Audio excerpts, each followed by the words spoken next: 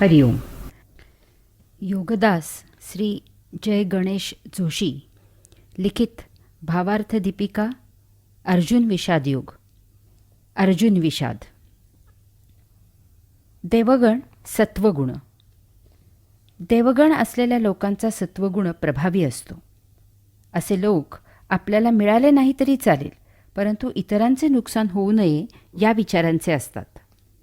तसेच वेळ प्रसंगी आवश्यक असेल तर आपले नुकसान झाले तरी चालेल, परंतु इतरांना मिळाले पाहिजे याही विचारांचे असतात.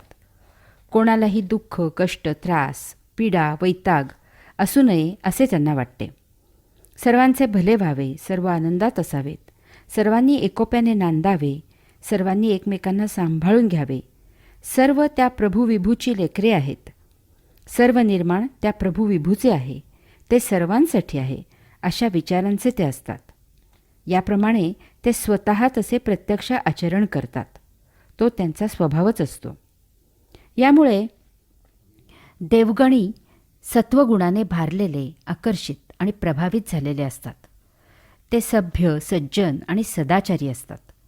ते सदा प्रशांत, प्रसन्न आणि प्रसिद्धी परांगमुख असतात. ते सदा तृप्त, समाधानी आणि आनंदी असतात. पापभीरू, परोपकारी असे असतात. धर्म, न्याय आणि नीती पाळणारे असतात. पांडवांचा ज्येष्ठ बंधू युधिष्ठिर हा इतका धर्मपरायण होता की त्याचे दुसरे नाव धर्म असेच होते. पिता पांडूच्या अकस्मात निधनानंतर पांडव बंधू युधिष्ठिराच्या छत्राखाली लहानाचे मोठे झाले होते. त्यांच्यावर माता कुंती आणि ज्येष्ठ बंधू युधिष्ठिर यांचे संस्कार होते. यामुळे अनेक प्रसंगी अन्यायाविरुद्ध बलाच्या, पराक्रमाच्या, शौर्याच्या जोरावर प्रतिकाराची पूर्ण क्षमता असूनही पांडवांनी सदा धर्माचेच पालन केले. यासाठी त्यांनी अपमान, अवहेलना, दुःख, कष्ट, त्रास, पीडा, वैताग इत्यादी सहन केला, परंतु धर्म सोडला नाही. यामुळे त्यांना शेवटपर्यंत श्रीकृष्णासारख्या परब्रह्म परमात्म्याचा संपूर्ण सक्रिय सहभाग मिळाला. सकृतदर्शनी कौरवांच्या बाजूला असलेल्या भीष्म पितामह, द्रोणाचार्य, विदुर यांचे मनःपूर्वक आशीर्वाद मिळाले. विशेष म्हणजे सर्वसामान्यजन यांचीही साथ त्यांना मिळाली. आपण चांगले तर जग चांगले याचा प्रत्यय आजही आपल्याला अनुभवायला मिळतो. कदाचित सुरुवातीला दुःखपीडा होते, परंतु त्या कसोटीमधून सात्विक योगिक आचरणाची आहुती दिली तर शेवट सर्वांमधून सुटका होते आणि आनंद प्राप्त होतो. अर्जुन विषाद योग. या अध्यायाला गीतेने अर्जुन विषाद योग असे विशेष नाम दिले आहे. नुसते विषाद योग असे सर्वनाम दिले नाही. याला खास कारण आहे. विषादाचा एक विशेष असा आहे की ज्या कारणाने विषाद होतो त्याच कारणाने त्याचा नाश होतो. येथे कार्यकारणभाव नसून फक्त कारणभाव आहे. प्रत्येक कार्याला त्याआधी काहीतरी कारण घडलेले असते आणि मग त्यामुळे कार्य घडते. कार्याला विविध कारणे असू शकतात. यामुळे त्याप्रमाणे विविध कार्य घडतात.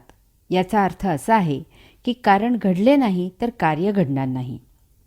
परंतु विषादाच्या बाबतीत काहीही कारण घडावे लागत नाही. विनाकारण हाच स्वभाव आणि वृत्ती असते. वृत्ती मुळातच असते. तेथे आणखी निराळे ते काय कारण घडणार? काहीही निमित्त लागत नाही. अशा व्यक्तींच्या सहवासात आल्यावर त्यांच्यामधील तम, रजस, सत्व याप्रमाणे त्यांचा राक्षसगण, मनुष्यगण, देवगण उद्दीपित होतो आणि त्याप्रमाणे कार्य घडते. कारण असो की नसो, तमोगुणी माणसाच्या सहवासात आलेल्याला त्याच्या शीघ्रकोपी राक्षसगणाचा चटका बसणारच. कारण असो किंवा नसो, रजोगुणी माणसाच्या सहवासात आलेल्याला त्याच्या लालची मनुष्यगणाची झळ बसणारच. कारण असो किंवा नसो, सत्वगुणी माणसाच्या सहवासात आलेल्याला त्याच्या परोपकारी देवगणाचा फायदा होणारच. मध्य पांडव अर्जुन हा देवगणामुळे सत्वगुणाने मुरलेला आहे. त्याच्या रंध्रारंध्रात देवगणामुळे सत्वगुण व्यापलेला आहे. त्याच्या नसेनसेत देवगणामुळे सत्वगुण भिनलेला आहे. सात्विकता, सज्जनता, धर्मपरायण हा त्याचा स्वभाव आहे. यामुळे कोणत्याही परिस्थितीत, कसल्याही प्रसंगी प्रत्येक वेळी अर्जुनाचा हा देवगणाने प्रभावित असलेला सत्वगुण आपोआप सहजच उफाळून येतो. याचा परिणाम म्हणून त्याचा प्रथमदर्शनी विचार, त्याची उत्स्फूर्त प्रतिक्रिया, त्याची सहजावृत्ती स्वाभाविकपणे त्याच्याही नकळत प्रतिक्षिप्त क्रिया म्हणून देवगणाने झाकोळलेली सत्वगुणी असते. आणि याचा परिणाम म्हणून अर्जुनाची क्रिया, कार्य, करणी ही मूलतः सुरुवातीला प्रथमदर्शनी जरी चूक असली तरी योग्य मार्गदर्शन मिळाले, परिसस्पर्श झाला, सुकाणूला सत्य दिशा मिळाली तर त्याचे रूपांतर योग साध्य करण्यात झाले. तथापि धृतराष्ट्राच्या तमोगुणाचे किंवा दुर्योधनाच्या रजोगुणाचे असे झाले नाही. त्या दोघांनाही बुजुर्गांच्या समुपदेश योग्य वेळी मिळाला होता, परंतु ते दोघे भरकटलेलेच राहिले. शेवटपर्यंत अयौगिक कृत्यालाच चिकटून राहिले आणि नियतीच्या खडकावर आपटून सर्वनाश होऊन देशोधडीला लागून अतिशय दारुण मृत्यूला सामोरे गेले. अशा प्रकारे विषाद जरी सर्वनामी असला, सर्वांना संधी जरी समान मिळाली, तरीही त्यामुळे सर्वांच्या विषादाचे रूपांतर योग साध्य होण्यात होत नाही, परंतु एखाद्या अर्जुनाच्या विषादाचाही परिणाम योग साध्य होण्यात होतो. हा संदेश सर्वसामान्यांना मिळावा म्हणून या अध्यायाला अर्जुन विषाद योग असे विशेष नाम दिले आहे. हरिओम. दुर्योधनाचा जन्मनाद. महाभारतकार लिहितात, दुर्योधन जन्माला आला तेव्हा तो जन्मतःच रडला नाही, तर गाढवाप्रमाणे मोठ्याने ओरडला.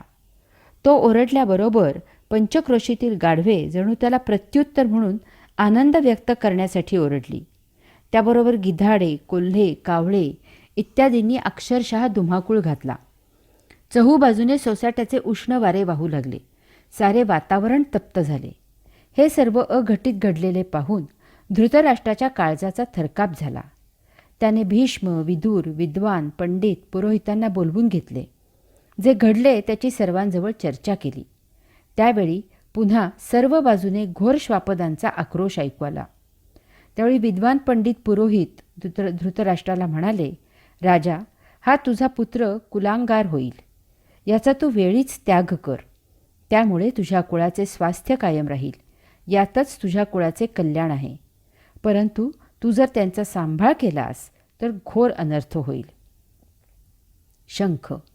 शंखाबद्दल या लिखाणापुरती अगदी थोडक्यात माहिती पाहू. शंख हा नादांचा प्रतीक आहे.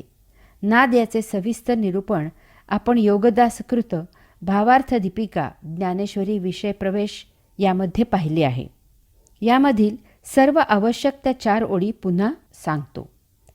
नाद हा मूलभूत पायाभूत ध्वनी असतो. यामधून अद्याप काहीही निर्माण झालेले नसते. तथापि त्याच्यामुळे त्याच्या आधाराने निर्माण होण्याची तयारी पूर्ण झालेली असते. तो स्वतः प्रत्यक्ष काहीही निर्माण करत नसतो. तथापि त्याच्या उपस्थितीशिवाय पुढील निर्माण शक्य नसते. तो सर्व निर्मितीचा मूलभूत पायाभूत आधार असतो. आपल्या हिंदू धर्मात शंखाचे फार महत्त्व आहे. त्याची पूजा करून मग देवदेवतांची पूजा केली जाते. पूजेचे वेळी शंखामध्ये पाणी भरतात आणि दुसऱ्या दिवशी ते तीर्थ म्हणून प्राशन करतात. शंखनादामुळे सकारात्मक ऊर्जा प्रसवते. आजूबाजूचे वातावरण शुद्ध आणि पवित्र होते. शंख वाजवल्यामुळे शारीरिक फायदेही पुष्कळ आहेत. त्यामुळे आपल्या देहामधील स्नायू बळकट होतात. रक्तप्रवाह सुरळीत होतो. यामुळे एकूणच प्रकृती उत्तम राहते. शंख शिवपूजेत निषिद्ध आहे. कदाचित शंख शिवाच्या मृत्युदाता या कार्याच्या विरुद्ध आहे, म्हणून तसे असावे असे वाटते. कृष्णार्जुनाचे आगमन. दुसऱ्या प्रवचनाचे शेवटी आपण पाहिले की पितामह भीष्माचार्यांनी सिंहनाद केला, शंखध्वनी केला. ते दोन्हीही नाद एकत्र मिसळले आणि यामुळे त्रैलोक्य बधीर झाल्यासारखे झाले. त्याबरोबर कौरवांच्या सैन्याने रणवाद्ये वाजवून रणभूमी दुमदुमून टाकली. असा हा नाद रणभूमीवर निनादत असतानाच रणभूमीवर दिव्य रथामधून कृष्णार्जुनांचे आगमन झाले. माऊलींनी त्या रथाचे फार सुरेख वर्णन केले आहे. पुढे माऊली म्हणतात, देखा नवलतया प्रभूचे अद्भुत प्रेम भक्ताचे, जे सारथ्यपण पार्थाचे करीतू असे. अर्थात त्या प्रभू विभूचे आश्चर्य पहा, त्याचे भक्तावरील आगळेवेगळे प्रेम पहा. तो अर्जुनाचे सारथ्य करत आहे. येथे काही गोष्टी माऊली मुद्दाम अधोरेखित करत आहेत. भगवंत श्रींचा भक्तावरील हा प्रेमयोग आहे. अर्जुन भगवंत श्रींचा भक्त आहे. त्याच्याकरिता भगवंत श्री काय करत आहेत ते पहा. त्या काळी साधारणपणे रथाचे सारथ्य सूतपुत्र म्हणजे दासीपासून झालेली अपत्य करत असत. त्या काळाचा विचार करता रथाचे सारथ्य हे अत्यंत कुशल परंतु एक गौण काम होते. जसे आता एखाद्या गाडीचा ड्रायव्हर असणे हे काम. असे काम केवळ अर्जुनासारख्या भक्तासाठी भगवंत श्री आपणहून करत आहेत. येथे भगवंत श्री अर्जुनाचे सारथ्य करत आहेत असे माऊली सांगतात. याचा अर्थ अर्जुनाच्या रथाचे सारथ्य करणे, त्याला युद्धासाठी मार्गदर्शन करणे, प्रसंगी त्याचे रक्षण करणे इत्यादी अशा प्रकारे ते भक्ताची काळजी घेत आहेत. यानंतरचा मुद्दा, याचा अर्थ सर्वसामान्य जनांनी समजून घ्यायचा आहे की भगवंत श्रींची भक्ती करत आपण नैसर्गिकपणे नियतीने दिलेले आपले प्राप्त काम विना अट विना तक्रार स्वीकारून करत असावे. त्याच कामाच्या माध्यमामधून भगवंत श्री या सृष्टीची लीला आपल्या देहामधून अवलोकन करत आहेत. त्याला साथ द्यावी. जीवन जगणे हे भगवंत श्रींसाठीच आणि भगवंत श्रींचे काम आहे याची सतत जाणीव ठेवावी. अशांचे भगवंत श्री आपणहून दास होतात. त्यांची सर्वतोपरी काळजी घेतात. कारण अशी काळजी घेणे म्हणजे अप्रत्यक्षपणे त्यांच्या लीला अवलोकन करण्याचीच काळजी घेणे असं आहे. हरिओम. पायीकू पाठीसी घातला आपण पुढा राहिला, तेणे पांचजन्यू आस्फुरिला आवलिळची.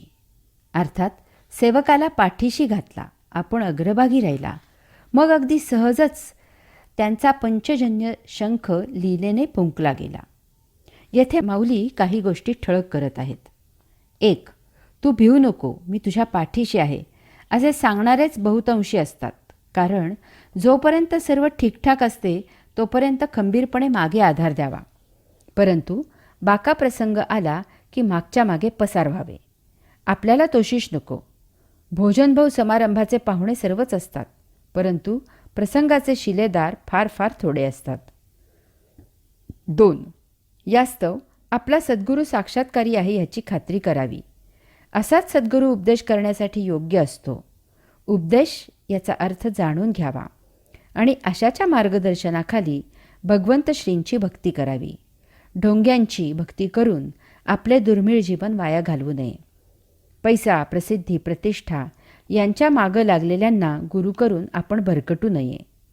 3. भगवंत श्रींनी रथावर सर्वात पुढची जागा घेतली आहे.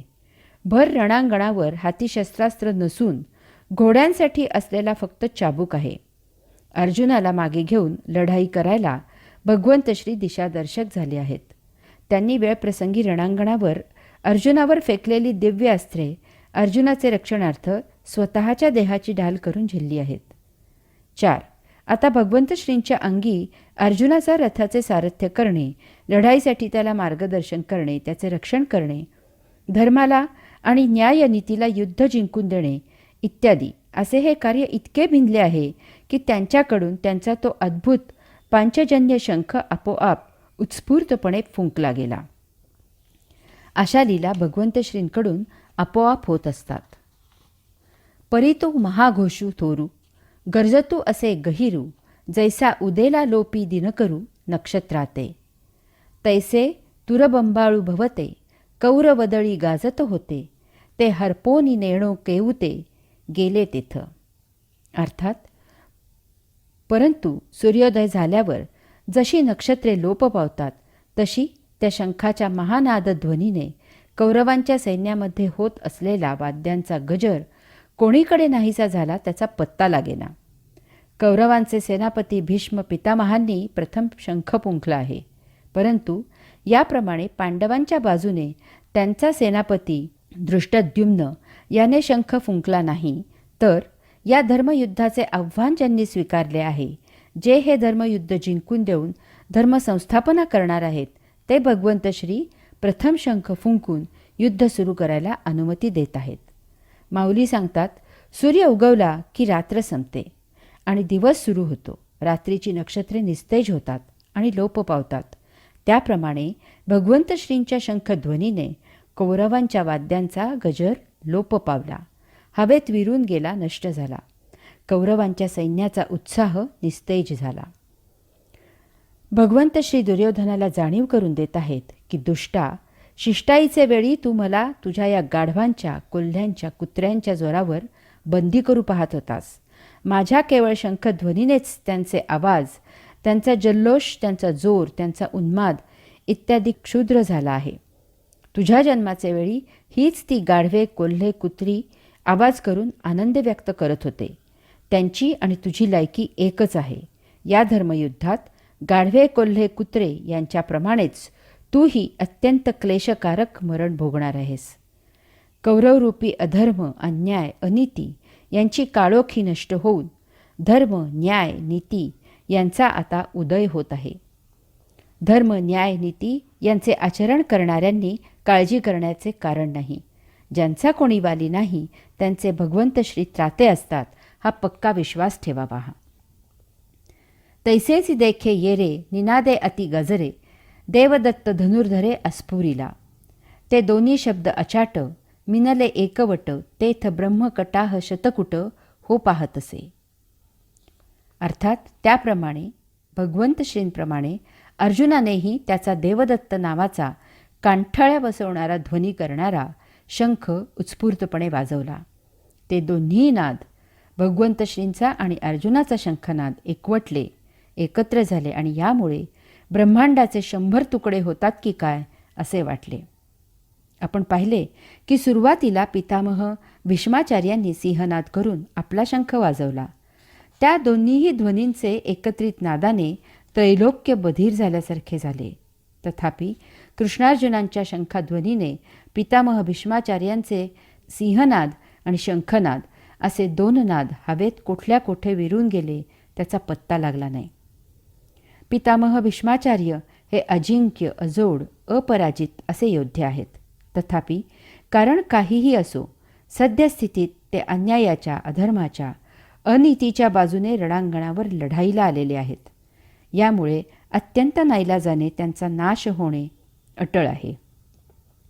कोणी कितीही महाबलाढ्य आणि पराक्रमी असला तरी तो परब्रह्माच्या, पुरुषोत्तमाच्या पुढे गौण आहे. हिरण्यकशपुला, रावणाला, ब्रह्मराक्षसाला देवांकडून वर मिळाले होते, परंतु त्यांच्या पापकर्माचे कुफळ म्हणून त्यांचा नाश झाला. याचप्रमाणे पितामह भीष्माचार्यांचाही नाश होणे अपरिहार्य आहे. त्यासाठी नियतीचे नियोजन अनाकलनीय असते. पितामह भीष्माचार्यांसाठी शिखंडीची योजना नियतीने भीष्माचार्यांच्या वधासाठी अगोदरच केलेली आहे. विश्व द्वंद्वावर चालते. यामुळे देवांबरोबरच दानव, सज्जनांबरोबर दुर्जन जन्माला येतात. हा वैश्विक नियम आहे. यासाठी यथाकालावधी पुरुषोत्तमांना येथे धर्म, न्याय, नीती याची स्थापना करावी लागते. याला काही इलाज नाही. भक्तांनी पुरुषोत्तमावर नितांत श्रद्धा, भावभक्ती ठेवून आपले योगिक आचरण सुरू ठेवावे. अशांसाठी भगवंत श्रींचे अंशात्मक अवतार महामानव येथे येऊन धर्मकार्य करत असतात. हरिओम. माऊली पुढे सांगतात की यानंतर भीमसेन, युधिष्ठिर, नकुल, सहदेव, द्रुपद, काशीराजा, द्रौपदीचे पुत्र, सात्यकी, दृष्टद्रुम्न, शिखंडी, विराट, अन्य राजे यांनी आपापले शंख वाजवले. येथे एक महत्त्वाचा फरक लक्षात घ्यावा.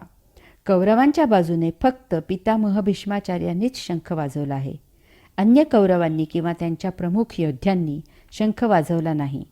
तथापि कृष्णार्जुनांनी शंखध्वनी केल्यावर सर्व अन्य पांडवांनी आणि त्यांच्याकडील समस्त प्रमुख वीरांनी शंखनाद केला.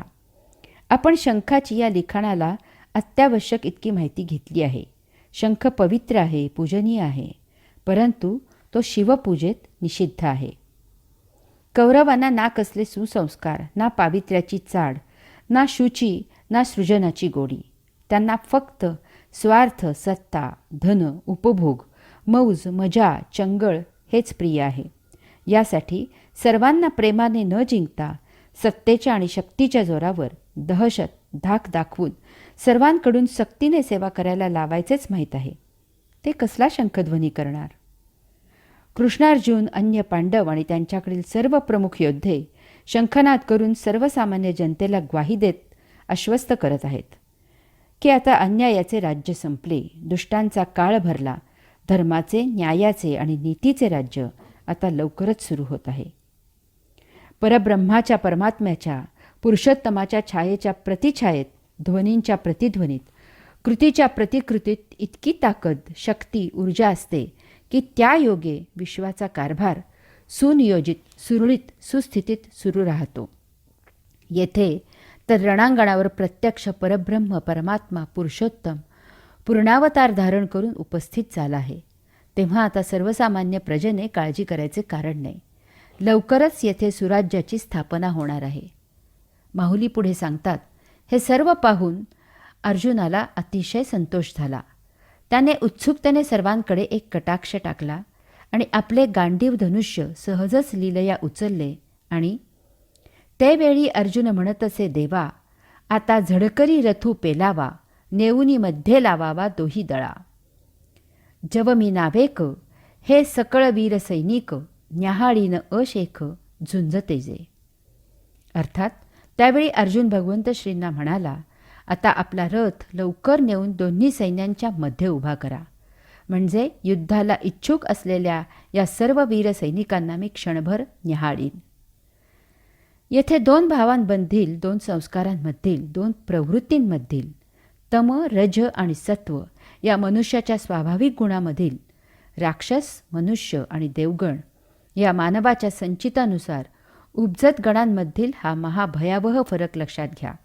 युद्ध सुरू होण्याआधी दुर्योधनानेही सैनिकांचे निरीक्षण केले आणि अर्जुनानेही सैनिकांचे निरीक्षण केले, परंतु दुर्योधनाने स्वतःच्या एकाच बाजूला उभे राहून दोन्ही सैनिकांचे निरीक्षण केले आणि त्याच्या पराक्रमांचे वर्णन केले.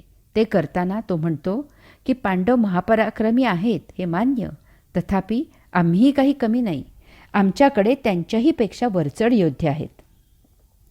दुर्योधनाचे हे निरीक्षण एककल्ली आहे, एकाच बाजूला झुकलेले आहे, न्यायाच्या तत्वांना हरताळ फासणारे आहे. यात समतोल बुद्धी, विचार, विवेक नाही. यामुळे त्यामधून अहंकार बाहेर आला आहे. हा त्याचा मीपणाच त्याच्या घाताला कारणीभूत झाला आहे. त्याला स्वतःचीच शुद्ध बुद्ध नाही, तो इतरांचा विचार कसा करणार? यामुळे कुत्रा जसा ट्रकवर धावून जातो तसा हा आगीत उडी मारायला उतावीळ झाला आहे. यामुळे तो प्रजेला न्यायाचे, धर्माचे, नीतीचे राज्य देऊ शकला नाही. तथापि अर्जुनाने भगवंत श्रींना रथ दोन्ही सैन्यांच्या मध्यभागी उभा करायला सांगितला आहे. येथे दोन्ही बाजूंचा विचार, विवेक आणि तारतम्य आहे. यामुळे कृतीआधी संयम राखला गेला आहे. येथे आतताईपणा केला जात नाही. येथे समतोल आहे. स्वतःप्रमाणेच अन्यांचा पण विचार केला आहे. यामुळे त्याच्याकडून धर्म, न्याय, नीती याचा आदर राखला गेला आहे. त्याने एकदम युद्धाला सुरुवात केली नाही.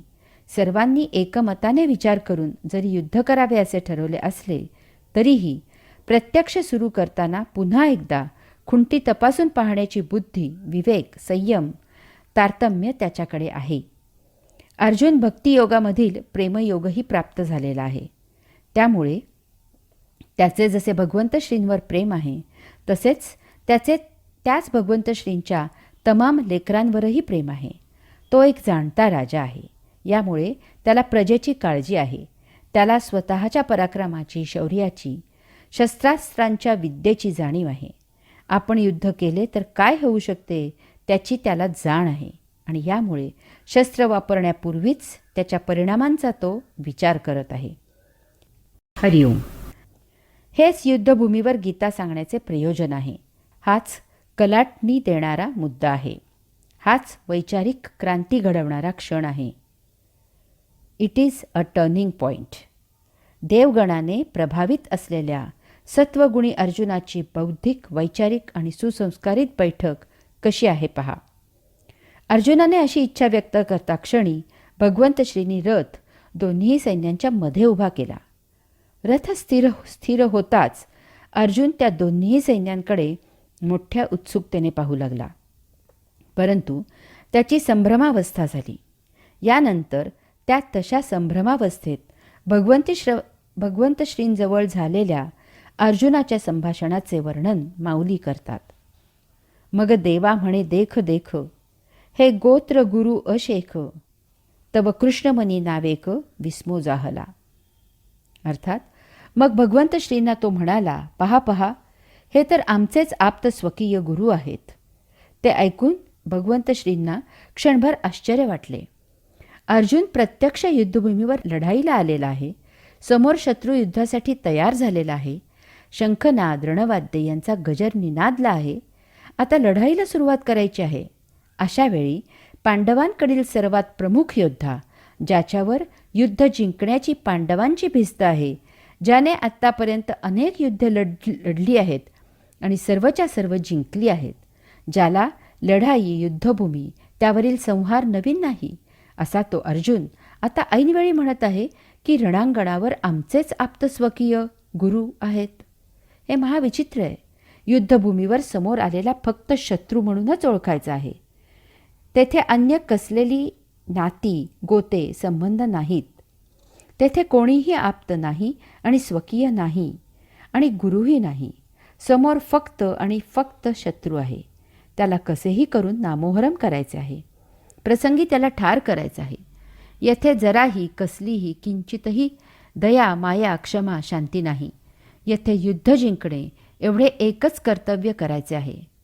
परंतु अर्जुन ऐन युद्धप्रसंगी काहीतरी भलतेच युद्धभूमीवर वीराला अशोभनीय असे बोलत आहे. या भावभावना आहेत. भावभावना मानसिक असतात. त्या केव्हा कशा कोठे उफाळून येतील आणि आपला कब्जा घेतील याचा काहीही नेम नाही. यामुळे भगवंत श्रींना महाविस्मय, आश्चर्य वाटले आहे. त्यांनी ओळखले की अर्जुनाच्या मनात काहीतरी विचित्र खळबळ माजली आहे. ती बाहेर येणे आवश्यक आहे, कारण अशा मानसिक अवस्थेत तो पूर्ण क्षमतेने युद्ध करू शकणार नाही. युद्ध सुरू झाल्यावर मध्येच काही विघ्न यायला नको. यास्तव भगवंत श्री शांतपणे मौन राहिले आणि हा त्यांचा लाडका शिष्य सखा अर्जुन काय काय सांगतो हे ते लक्षपूर्वक ऐकण्याची भूमिका त्यांनी स्वीकारली. यानंतर अर्जुनाने भगवंत श्रींना जे सांगितले त्याचा थोडक्यात गोषवारा असा आहे. 1. देवा, मी सर्व सैन्य पाहिले. येथे तर माझेच सर्व आप्त स्वकीय गोत्रज एकमेकांशी युद्ध करून एकमेकांना ठार करायला उत्सुक झालेले आहेत. 2. यांच्याशी युद्ध कसे करावे, माझे मन आणि बुद्धी अस्थिर झाली आहे. 3. मला काही सुचेनासे झाले आहे. माझ्या अंगाला कापरे भरले आहे. घशाला कोरड पडली आहे. गात्रे शिथिल झाली आहेत. अंगावर काटा आला आहे. अंगाचा दाह झाला आहे. गांडीव धनुष्य धरण्यासाठी हात ढिला झाला आहे आणि ते माझ्या हातून केव्हा गळून पडेल ते मलाही समजले नाही. 4. वज्राहूनही कठीण आणि निष्ठुर असलेले माझे हृदय आप्तजनांबद्दल मोहाने व्यापले आहे. 5. येथे एक क्षणभरही थांबू नये असे मला वाटते. 6. जर कौरवांना ठार मारायचे असेल तर मग युधिष्ठिराला का ठार करू नये, कारण ते दोघेही माझे गोत्रज आहेत. 7. आग लागो या युद्धाला. या पातका वाचून आमचे काय अडले आहे. 8. युद्धाचा परिणाम फार वाईट होईल, तथापि युद्ध न केल्यास ते कल्याणकारक आहे. 9. या सर्वाचा वध करून राज्य भोगायचे असेल तर त्याला आग लागो. 10. हे असले सुख उपभोगण्याऐवजी आम्ही त्याविना दुःख सोसू. 11. या सर्वांचा घात करून राज्य उपभोगावे असे माझ्या स्वप्नातही येणार नाही. 12. कुळाने स्वकीयांचा संहार करावा यासाठीच कुळामध्ये पुत्रप्राप्तीची इच्छा करतात का. 13. कुळाने पराक्रम करावा, आपले जीवन खर्च करावे आणि त्याचा वडीलधाऱ्यांनी उपभोग घ्यावा, याऐवजी आम्ही यांचे अहित चिंतित आहोत. 14. हे समोर असलेले आपल्या कुटुंबियांवर पाणी सोडून तलवारीच्या धारेवर आपले प्राण ठेवून येथे मरायला आले आहेत. यांना कसे मारावे. 15. पितामह भीष्म, गुरु द्रोण, मेहुणे, सासरे, मामा, बंधू, पुत्र, नातू, आप्त, स्वकीय यांना मारण्याचा विचारही महापाप आहे. 16. त्यांनी आम्हाला ठार मारले तरी यांचा घात मी करणार नाही. 17. त्रिभुवनाचे निष्कंटक राज्य जरी मिळाले तरी मी असे अनुचित कर्म करणार नाही. 18. कुलक्षय केला तर आमच्या पुण्याचा लवलेशही उरणार नाही, यामुळे आम्ही तुला दुरावू. 19. कौरवांना हे समजत नाही, परंतु आम्ही हे सर्व जाणतो. 20. कुलक्षय झाला की कुलीन स्त्रिया वाममार्गाला लागतात. 21. कुलक्षय करून ज्या शरीराने उपभोग घ्यायचा ते शरीर तर नाशिवंत आहे. शूर, वीर, अपराजित अशा अर्जुनाला या सर्वांबद्दल करुणा निर्माण झाली. त्याला आप्त स्वकीयांबद्दल दयेचा पाझर फुटला. त्याला त्याच्या जीवाचा मोह झाला. यामुळे त्याचे धैर्य निघून गेले. त्याला त्याची वीरवृत्ती सोडून गेली. अशा प्रकारे आता जरी कौरवांनी आपल्यावर शस्त्र उगारले तरी तेच त्यांच्यासाठी चांगले आहे असे म्हणून अर्जुनाने रथामधून खाली उडी टाकली आणि निःशस्त्र होऊन तो तेथे दुःखाश्रू गाळत बसून राहिला. हाच तो अर्जुनाचा विषाद आहे. हरिओम. आपण विषादाचा अर्थ पहिल्या प्रवचनात पाहिला आहे. विषाद म्हणजे उत्साह नष्ट होणे, निराश होणे, वैफल्य येणे इत्यादी. याचे अन्यही अर्थ आहेत. मूर्खपणा, दुःख इत्यादी. याचा सुप्त अर्थ असा आहे की विषाद होण्यापूर्वी येथे उत्साह होता, आशा होती, फलाची आसक्ती, अपेक्षा आणि इच्छा होती. तसेच येथे शहाणपण होते, सुख होते. काही कारण घडले आणि त्याचे निराकरण होण्यापूर्वी त्यामधून विषाद निर्माण झाला. कारण काय घडले यापेक्षा त्यामधून विषाद निर्माण झाला हे महत्त्वाचे. त्याने प्रत्यक्ष आचरणाचा कब्जा घेतला आणि या सर्वांवर बोळा फिरला. जे होते त्याच्याबरोबर विरुद्ध चित्र निर्माण झाले. यामुळे विषाद हा मनाचा प्रांत आहे. येथे भावभावनांचा प्रश्न आहे. भावभावना विषादाला कारणीभूत आहेत. याचा अर्थ हा कल्पनांचा, रसास्वादाचा, साहित्याचा, वाङ्मयाचा आणि म्हणून हा काव्यशास्त्र आनंद याचाही विषय आहे. या उन्मत्त कौरवांना अन्य भाषा समजत नाही. यांनी बालपणी आपल्याला ठार करायचा प्रयत्न केला आहे. कौरवांनी द्रौपदीच्या केलेल्या विटंबनेचे प्रायश्चित्त या नीच कौरवांना द्यायलाच पाहिजे. यांनी कपटाने द्यूत खेळून आपल्याला वनवास आणि अज्ञातवास भोगायला लावला आहे. आपले धर्माने प्राप्त राज्य हे अन्यायाने गिळंकृत करत आहेत इत्यादी. यामुळे अशांशी युद्ध करून यांना ठार करून येथे धर्माचे, न्यायाचे राज्य स्थापन करायचे आहे. अशा विचाराने प्रेरित होऊन मोठ्या उत्साहाने राज्य मिळवण्यासाठी युद्ध जिंकायचेच अशा अपेक्षेने प्रत्यक्ष युद्धभूमीवर तसा आचार करायला प्रविष्ट झालेला हा अपराजित जगज्जेता अर्जुन आता म्हणतो की मला युद्धच करायचे नाही. याचा अर्थ त्याचा युद्ध करायचा उत्साह नष्ट झाला आहे. तो स्वजनांच्या मोहाने निराश झाला आहे. तो वैफल्यग्रस्त झाला आहे. हा त्याचा मूर्खपणा आहे. वैचारिक गोंधळ होऊन तो दुःखी झाला आहे. त्याने जे काही करायचे म्हणून संकल्प सोडला होता त्याच्याबरोबर विरुद्ध घटना आता येथे घडली आहे. त्याच्यामध्ये विषादाची सर्व लक्षणे दिसत आहेत. तथापि त्याचा विषाद देवगणाने व्यापलेला सत्वगुणी आहे. जन्मांध असलेल्या धृतराष्ट्राला स्वतः काहीही न करता आयतेच पांडवांचे राज्य हडप करायचे आहे. यासाठी त्याने पांडवांच्या बालपणापासून अनेक प्रयत्न केले. हा राक्षसगणाला व्यापलेला तमोगुण आहे. परंतु ते सर्व निष्फळ झाले. यामुळे त्याला विषाद झाला. दुर्योधनाला पांडवांचे राज्य गिळंकृत करायचे आहे. यासाठी त्याने प्रत्यक्ष बरेच प्रयत्न केले. कपटाने द्यूत खेळून पांडवांना देशोधडीला लावले, परंतु सर्व व्यर्थ झाले. आता निकराची शेवटची लढाई सुरू झाली आहे. यात त्याला पराक्रम गाजवून जिंकण्याची उर्मी आहे. हा मनुष्यगणाला व्यापलेला रजोगुण आहे. परंतु एकंदरीत सर्व पाहता युद्ध जिंकणे शक्य नाही अशी त्याला आता खंत निर्माण झाली आहे. यामुळे त्याला विषाद झाला आहे. परंतु या सर्व पार्श्वभूमीवर अर्जुनाचा विषाद पूर्ण निराळा, आगळा वेगळा आहे. हे पाहून प्रत्यक्ष भगवंत श्रीही स्तिमित झाले आहेत. परंतु ते काहीही व्यक्त झाले नाहीत. हा काय म्हणतो हे ऐकण्याची भूमिका त्यांनी घेतली. कारण देवगण असलेल्या सत्वगुणींना विषाद सहसा होण्याचे कारण नसते. ते मुळातच अगदी सहजच यथायोग्य तीच कृती करत असतात. हा त्यांचा स्थायी स्वभावच असतो.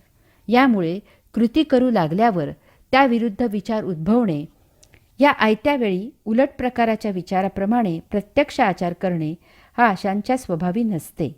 ते त्यांच्या कमकुवतपणाचे लक्षण असते. यामुळे योग्य मार्गदर्शनाने हा विषाद दूर सारणे शक्य असते. अर्जुनाचा विषाद देवगणाला व्यापलेला सत्वगुण आहे.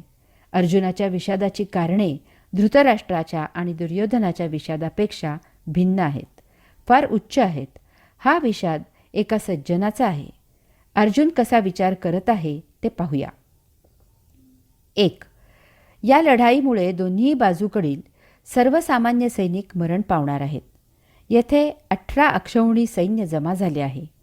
1 अक्षौहिणी सैन्य म्हणजे 21,21,870 रथ, 21,870 हत्ती, 65,610 घोडे आणि 1,09,350 पायदळ.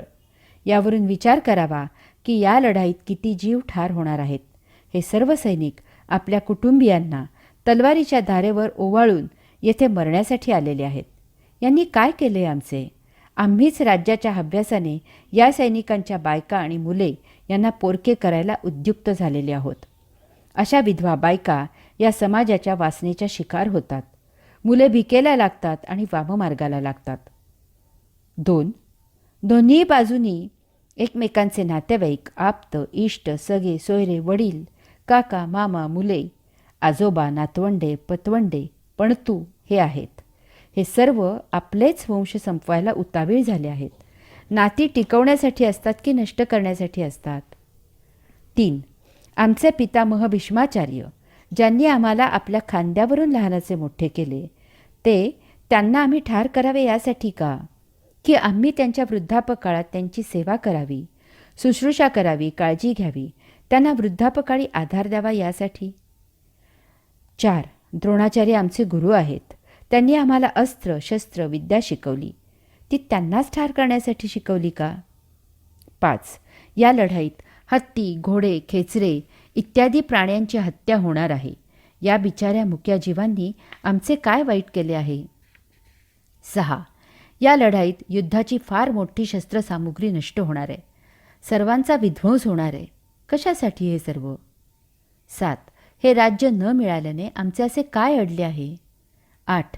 यात सर्वात महत्त्वाचे म्हणजे अशा प्रकारे संहार आणि विध्वंस केला तर पाप लागेल आणि अशा पाप्यांपासून भगवंत श्री दूर जातील हा विचारही मला सतावत आहे. आम्हाला भगवंत श्रींच्या अत्यंत दुर्मिळ सहवासापुढे सर्व तुच्छ, क्षुद्र, हीन आहे. अशा प्रकारे अर्जुन विचार करत आहे आणि यामुळे त्याचं मन उद्विग्न झालं आहे. त्याला काय करावं, कसं करावं ते उमजेनासं झालं आहे. तो विषण्ण झाला आहे. जळो, मरो, आग लागो या भौतिक लोभ प्रलोभनांना, असं त्याला वाटत आहे. हरिओम. युद्धाला येतानाचा अर्जुन आणि आता समरणांगणावर आप्तेष्टांना पाहिल्यावरचा अर्जुन यामध्ये बरोबर विरुद्ध फरक झाला आहे. यामुळे हा अर्जुनाचा विषाद आहे. यामागे पूर्णपणे सात्विकता आहे. म्हणून भगवंत श्रींना खात्री आहे की या विषादाचा योग होऊ शकतो. कारण धृतराष्ट्र आणि दुर्योधनाला समुपदेशन करून काही उपयोग झाला नाही. उलट त्यांचा राक्षसगणाला आणि मनुष्यगणाला पछाडलेला तमोगुण आणि रजोगुण जास्तच उफाळून आला. ते जास्तच उन्मत्त झाले. मूर्खांना उपदेश करणे म्हणजे पालथ्या घड्यावर पाणी असते. तथापि अर्जुन देवगणाने युक्त असा सत्वगुणी आहे. याच्यावर मेहनत घ्यायला हरकत नाही. येथे त्या विषादालाही योगाचा अंकुर फुटू शकतो आणि सृजन होऊ शकते. येथे पहिल्या अध्यायाची सांगता करताना गीतेतील एक श्लोक आहे तो असा: एवं मुक्तार्जुनः संख्ये रथोपस्थ उपविशत् विसृज्य सशरं चापं शोकसंविघ्नमानसः. अर्थात असे बोलून अर्जुनाने बाणासह धनुष्य खाली ठेवले आणि शोकाने उद्विग्न होत तो रथाच्या मागे जाऊन बसला. अर्जुनाच्या या कृतीबद्दल माऊली लिहितात: मग अत्यंत उद्वेगला न धरत गहिवरू आला, तेथ उडी घातली खाला रथोनिया. अर्थात अत्यंत उद्वेगाने अनिवार गहिवर होऊन त्याने रथामधून खाली उडी घेतली. येथे गीतेचे सांगणे आणि माऊलींनी त्यावर केलेले भाष्य यामध्ये मूलभूत फरक आहे. गीता सांगते की त्याने धनुष्यबाण खाली ठेवले आणि शोकाने उद्विग्न होत रथाच्या मागे जाऊन बसला. माऊली सांगतात की अत्यंत उदासीन होऊन त्याने रथामधून खाली उडी घेतली. गीता सांगते अर्जुन शोकाने उद्विग्न झाला. त्याने धनुष्यबाण रथामध्ये खाली ठेवले. आता आपण युद्ध करणार नाही असे त्याने जे भगवंत श्रींना सांगितले आहे त्याबद्दलची त्याची ती स्वाभाविक प्रतिक्रिया आहे. धनुष्यबाणाचा त्याने त्याग केला आणि तो रथाच्या मागे जाऊन बसला. अर्जुन आणि धनुष्यबाण रथामध्येच आहेत.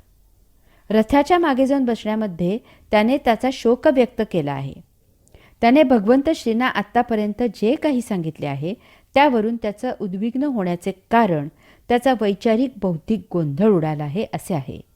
ज्यावेळी मतभेद होतो तेव्हा समोरील व्यक्ती जर वाद घालणारी असेल तर ती डोळे ताठ करून डोळ्याला डोळा देत वाद घालते. तथापि समोरील व्यक्ती जर सभ्य, आदर, मान सन्मान देणारी असेल तर ती नजरेला नजर न देता मान दुसरीकडे फिरवते. आत्ता भगवंत श्रींसमोर अर्जुन आहे. तो भगवंत श्रींना मान देणारा, त्यांचा आदर ठेवणारा, भगवंत श्रींना त्यांचे सर्वस्व मानणारा, त्यांचा लाडका सखा असा आहे. त्यामुळे त्याने भगवंत श्रींना त्यांचे मत सांगितले आणि हे मत त्यांच्यापेक्षा निराळे असल्यामुळे त्याचा मान राखण्यासाठी तो रथाच्या मागे जाऊन बसला आहे. अशा वेळी तो भगवंत श्रींच्या समोर थांबू शकत नाही, त्यांच्या नजरेला नजर देऊ शकत नाही. याचा अर्थ असा आहे की आता जर भगवंत श्रींनी त्याला वैचारिक आणि बौद्धिकदृष्ट्या पटवून दिले की सांप्रत परिस्थितीमध्ये त्याने प्राप्त युद्ध करणे खूपच श्रेयस्कर आहे, हेच श्रेयस्कर आहे, तर तो युद्धाला तयार होऊ शकतो. त्याची शस्त्रे तेथेच रथात आहेत. त्याचा वैचारिक आणि बौद्धिक गोंधळ दोलायमान आहे. यामुळे तो रथ सोडून निघून गेलेला नाही. तो तेथेच भगवंत श्रींचा उपदेश ऐकण्यासाठी थांबला आहे.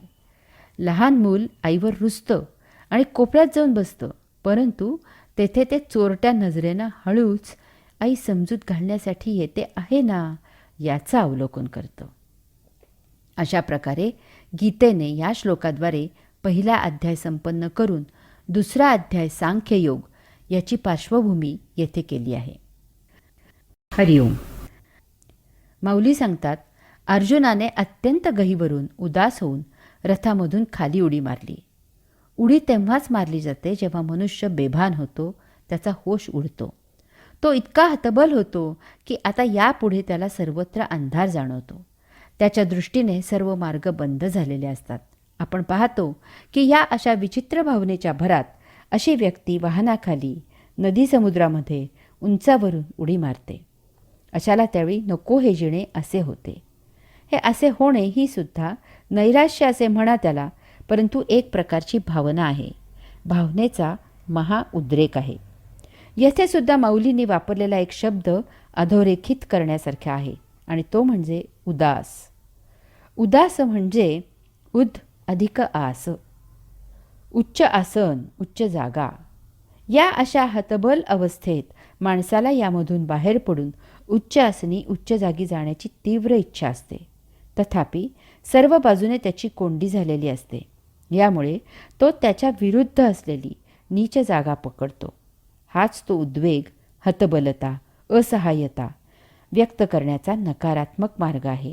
आणि यामुळे मारकुट्या नवऱ्याची बायको किंवा छळणाऱ्या सासूची सून स्वतःला मारून घेते. या अशा भावभावनांमुळे हा भावार्थ दीपिकेचा विषय झाला आहे. पहिल्या अध्यायाच्या शेवटच्या श्लोकाला अशा प्रकारे कलाटणी देऊन माऊलींनी दुसऱ्या अध्यायाची गाडी भावार्थ दीपिकेच्या मार्गावर वळवली आहे. यामुळे वास्तवात पहिल्या अध्यायाच्या विषयाचे, परंतु दुसऱ्या अध्यायाच्या सुरुवातीला 10 श्लोकाचे जे शेपूट अडकले आहे ते आपण तेथून मूळ पहिल्या अध्यायाला जोडून त्याचे निरूपण भावार्थ दीपिकेच्या दृष्टीने करू. दुसऱ्या अध्यायाच्या सुरुवातीला अशा प्रकारे भावभावनांचा उद्रेक झालेल्या अर्जुनाचे वर्णन माऊली करतात. शोकाकुल रुदनाते करी तू असे. अर्थात अशा प्रकारे शोकाकुल झालेला अर्जुन रडू लागला. एक जगज्जेता, अपराजित, अनेक लढाया लढलेला आणि त्या सर्व जिंकलेला असा हा महान योद्धा रणभूमीवर युद्ध करण्यासाठी येतो आणि रडतो आहे. माऊली वर्णन करतात की पाण्यात जसे मीठ विरघळते वाऱ्याने जसे ढग नाहीसे होतात त्याप्रमाणे अर्जुन मोठा धैर्यवान असूनही त्याचे हृदय द्रवले. राजहंस पक्षी चिखलात रुतल्यावर जसा म्लान दिसतो तसा तो ममतेने म्लान दिसू लागला.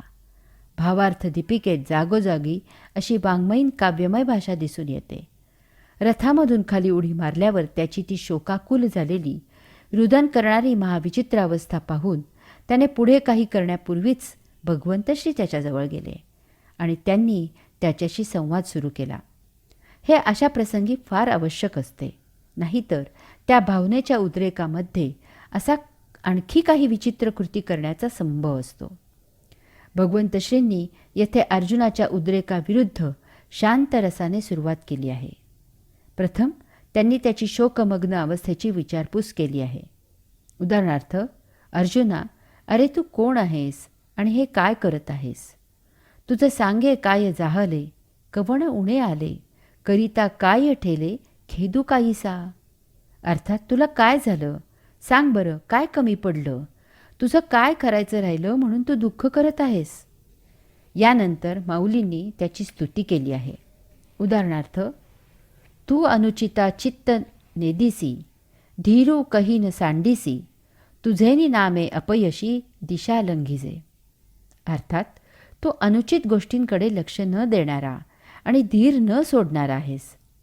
तुझ्या नामाचा महिमा असा आहे की तुझे नाव ऐकूनच अपयशांनी दिगंती पळून जावे. तुवा संग्रामी हरू जिंकिला, निवात कवचांचा ठावू फेडीला, पवाडा तुवा केला गंधर्वांसी.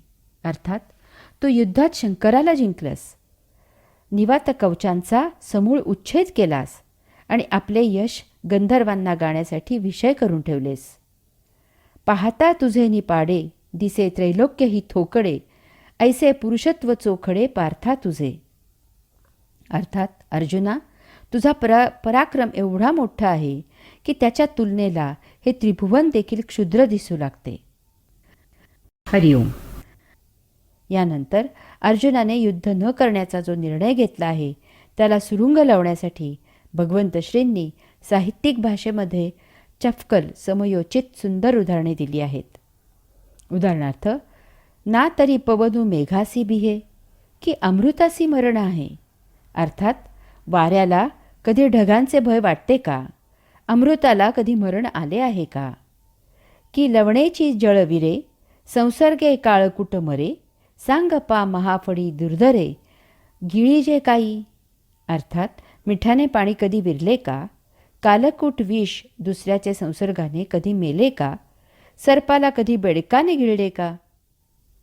भगवंतश्रींच्या या अशा आपुलकीच्या बोलण्याने अर्जुन थोडा शांत झाला असावा, निवळला असावा. परंतु अजूनही अर्जुन काही बोलत नाही. असे पाहून आता शेवटी भगवंतश्री अर्जुनाला उपदेश करत आहेत. हा मूर्खपणा सोडून दे. धनुष्यबाण हाती घे. या रणभूमीवर तुझ्या कारुण्याचा काय उपयोग? आगा तू जाणता, तरी न विचारिसी का आता, सांगे झुंजा वेळे सदयता उचित काही. अर्थात, अरे तू ज्ञाता ना, मग का विचार करत नाहीस? युद्धाचे वेळी दया करणे क्षत्रियाला योग्य नाही. म्हणून शोकू न करी, तू पुरता धीरू धरी, हे शोच्यता अव्हेरी पंडुकुमारा. अर्थात अर्जुना, शोक करू नको, गंभीर राहा, धीर धर. तुला शोक करणे शोभत नाही. अशाने तुझ्या कीर्तीचा नाश होईल. हे आत्ताच तुझे सगळे सोयरे झाले का? तुला हे आधी माहीत नव्हते का? युद्ध तुला नवीन आहे का? युद्धाला तयार हो. तुझ्या आपापसामधील कलहाचे निमित्त नेहमीचेच आहे. तू जर हा मोह धरशील तर तुझी प्रतिष्ठा जाईल. इहपर लोकांसही तू अंतरशील. क्षत्रियांना ऐन युद्धाचे प्रसंगी शिथिलता म्हणजे नरकाचे द्वार आहे. अशा प्रकारे भगवंतश्रींनी काव्य, शास्त्र, भाषा, साहित्य, वाङ्मय यामधून रसोत्पत्ती निर्माण करून अर्जुनाला समजावण्याचा प्रयत्न केला आहे. समयोचित उदाहरणे दिली आहेत. त्याच्या पराक्रमाचे वर्णन करून त्यांच्या भावनांना हात घातला आहे. कोपऱ्यात रुसून बसलेल्या मुलाला त्याची आई प्रेमाने जवळ घेऊन त्याची समजूत घालू लागली की त्या मुलाची म्हणून एक ठराविक वेळ त्यांनी ठरवलेली असते. तितका वेळ समजूत घालून झाली की मग तो मुलगा आईच्या कुशीत शिरून आईला प्रतिसाद देऊ लागतो. अर्जुनानेही तसेच केले. इतका वेळ भगवंत श्रींनी समजूत घातल्यावर आता तो बोलायला लागला आहे. त्याने अतिशय लढीवाळपणे बोलायला सुरुवात केली आहे. देवा, हे येतुले वरी, बोलावे न लगे अवधारी, आधी तूची विचारू संग्रामोहा. अर्थात देवा, इतके काही मला सांगावायला नको. प्रथम या युद्धाविषयी आपणच विचार करा. हे झुंज नवे प्रमादू, एथ प्रवर्तिलिया दिसतसे बाधू, हा उघड लिंग भेदू ओढवला आम्हा. अर्थात हे युद्ध नसून आमचे हातून मोठा प्रमाद घडत आहे. आम्हांवर पूज्यजनांचा उच्छेद करण्याचा मोठा अवघड प्रसंग ओढवला आहे. अशा प्रकारे मोठा लढीवाळ सुरुवात करून हट्टी मुलाप्रमाणे त्याने पहिल्या अध्यायात भीष्म, द्रोण, बंधू, आप्तस्वकीय इत्यादींबद्दल त्याचे जे तथाकथित पांडित्य भगवंत श्रींना ऐकवले आहे तेच पांडित्य परंतु थोडक्यात पुन्हा ऐकवलं आहे. तथापि आपला हट्ट सोडलेला नाही. वडीलधारी, बंधू, आप्त, नातलग, गुरु, स्वकीय इत्यादी असलेले समोर जीव बघून ते घ्यायला शत्रू म्हणून आलेले आहेत. कोणत्याही क्षणी युद्ध सुरू होईल आणि हे पांडवांचा आणि आपल्या बाजूने लढाईला आलेल्या भावंडांचा, नातलगांचा, आप्तांचा, सर्वसामान्य सैनिकांचा प्राण घेतील याचा आता काहीही भरोसा राहिलेला नाही. अशा विचित्र परिस्थितीत केवळ देवगणाने व्यापलेला आणि भारावलेला सत्वगुणीच असे बोलू शकतो. कारण एक वेळ आपले नुकसान झाले तरी चालेल, परंतु दुसऱ्याचे भले झाले पाहिजे असा हा सत्वगुणी असतो. यात त्याच्या बाजूलाही समोरच्यांसारखेच त्याचे नातलग असलेले इतर अन्य त्याच्यासाठी लढाई करायला आलेले आहेत. हे त्या भारावलेल्या अवस्थेत अर्जुन साफ विसरला आहे. सत्वगुणी जेव्हा परोपकार करतो किंवा निस्पृहता दाखवतो तेव्हा त्याला त्याच्यावर अवलंबून असलेल्या त्याच्या स्वतःच्या कुटुंबियांची आठवण होत नाही. येथेही माऊलींनी अर्जुनाचे मुखी मोठी साहित्यिक, काव्यमय भाषा, उपमांची चपखल उदाहरणे इत्यादी दिली आहेत. यामधून त्याच्या युद्ध न करण्याच्या निर्णयाला रसास्वाद दिला आहे. उदाहरणार्थ, द्रोणाचार्यांच्या बाबतीत अर्जुन म्हणतो, देवा समुद्र गंभीर ऐकिजे, वरी तोही आहाच देखिजे, परी क्षोभू मनी नेणीजे द्रोणाचिये. अर्थात, देवा, समुद्र गंभीर आहे असे ऐकतो, तथापि तोही असा वरवरच गंभीर भासतो, परंतु या द्रोणाचार्यांच्या मनाला कधी क्षोभ माहितीच नाही. हे अपार जे गगन, वरी तयाही होईल मान, परी अगाध भले गहन हृदय यांचे. अर्थात, हे आकाश अमर्याद आहे खरे, त्याचेही मोजपाप होईल, परंतु त्यांचे हृदय अत्यंत गहन आणि खोल आहे. वरी अमृतही विटे, की काळवशे वज्रही फुटे, परी मनोधर्मू न लोटे विकरविलाही. अर्थात, एक वेळ अमृतही विटेल किंवा कालवशात वज्रही भंगेल, परंतु द्रोणाचार्यांच्या मनाला विकार निर्माण होणे केवळ अशक्य आहे. स्नेह लागी माये, म्हणिपे ते किरू होये, परी कृपा ते मूर्त आहे द्रोणी इये. अर्थात, ममता आईनेच करावी असे म्हणतात ते खरे आहे, परंतु या द्रोणाचार्यांच्या ठिकाणी ती तर मूर्तिमंत आहे. द्रोणाचार्य म्हणजे दयेचे माहेरघर, सर्व गुणांचे भांडार आणि विद्येचा अमर्याद सागर आहेत. अशांना मारून राज्यसुख घ्यावे अशी गोष्ट प्राणावर बेतले तरी मनातही येणार नाही. यापेक्षा भीक मागितलेली बरी, देहत्याग केलेला बरा किंवा गिरीकंदरी राहावे हे चांगले. त्याच्या रक्ताने माखलेले भोग हे कसे कवटाळायचे. इतके बोलूनही भगवंत श्री काहीच बोलत नाहीत, त्याच्याकडे लक्ष देत नाहीत असे पाहून अर्जुनाने प्रेमभक्तीचे बोलणे सुरू केले. माऊली वर्णन करतात, आम्ही काय करणे योग्य आहे हे विचार करूनही सुचत नाही, कारण या मोहामुळे माझे चित्त व्याकुळ झाले आहे. डोळ्यापुढे अंधार आल्यावर पुढचे काही दिसत नाही, मग जवळ असलेली वस्तूही दिसत नाही. देवा, तैसे मज जाहले, जे मन हे भ्रांती ग्रासले, आता काय हित आपुले तेही नेणे. अर्थात, देवा, तसे मला झाले आहे, कारण माझे मन भ्रांतीने ग्रासले आहे. आता आपले हित कशात आहे हे मला समजेनासे झाले आहे. तरी श्रीकृष्णा, तुवा जाणावे, निकेतेक आम्हा सांगावे, जे सखा सर्वस्व आघवे आम्हासी तू. अर्थात, म्हणून श्रीकृष्णा, तू विचार करून योग्य ते आम्हाला सांग, कारण आमचा सखा, आमचे सर्व काही तूच आहेस. तूच आमचा गुरु, पिता, इष्टदेवता, संकटाच्या वेळी आमचे रक्षण करणारा तूच आहेस. कृष्णा, आईने मुलाचा त्याग केला तर ते कसे जगेल? त्याप्रमाणे देवा, तूच एक आम्हाला सर्वतोपरी आहेस.